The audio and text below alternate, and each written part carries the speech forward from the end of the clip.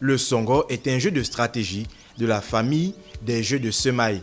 Il existe plusieurs variantes qui prennent d'autres appellations en fonction des régions. L'appellation songo est typique aux habitants de l'Afrique centrale, notamment du Cameroun, du Gabon et de Guinée équatoriale. D'ailleurs, le songo est un véritable melting pot social car jeu et société s'y confondent. C'est un très grand jeu de réflexion et de calcul qui peut très bien cultiver l'être humain. C'est un grand jeu mathématique. Ça a les plans de guerre, ça a des probabilités, presque beaucoup d'aspects de vie humaine. La comptabilité, la science de l'organisation, économie et gestion, tout ce qui est comme facteur de vie humaine. Les règles du jeu sont les mêmes en Afrique, même si le nombre de cases diffère selon les régions. Ça se joue dans le sens de droite à gauche, comme une aiguille de montre, à raison d'un pion par case. Il y a des situations où la case peut avoir beaucoup de pions. Tu fais le pourtour des deux côtés. Après, interdit de remettre le pion là où, à la case où tu viens d'enlever.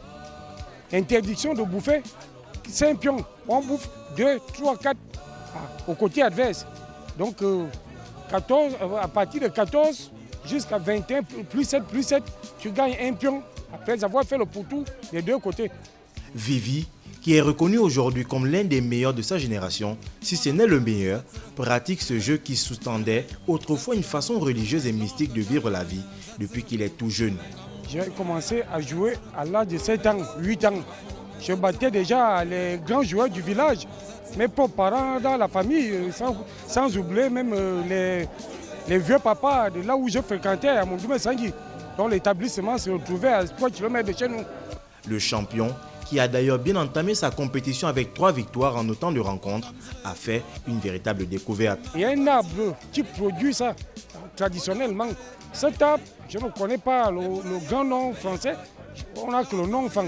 Et j'ai fait des découvertes avec les fruits que ça produit.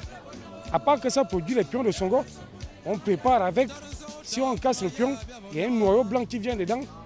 On écrase, c'est les condiments. On avait fait aussi une autre découverte, selon les gens qui font des peintures à huile. Quand le produit est tombé longtemps, ça a pourri.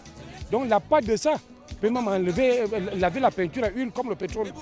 Notons que le songo est déjà bien implanté au-delà des frontières africaines, notamment en Malaisie, aux Philippines, en Louisiane aux États-Unis, au Brésil et peu à peu en Europe.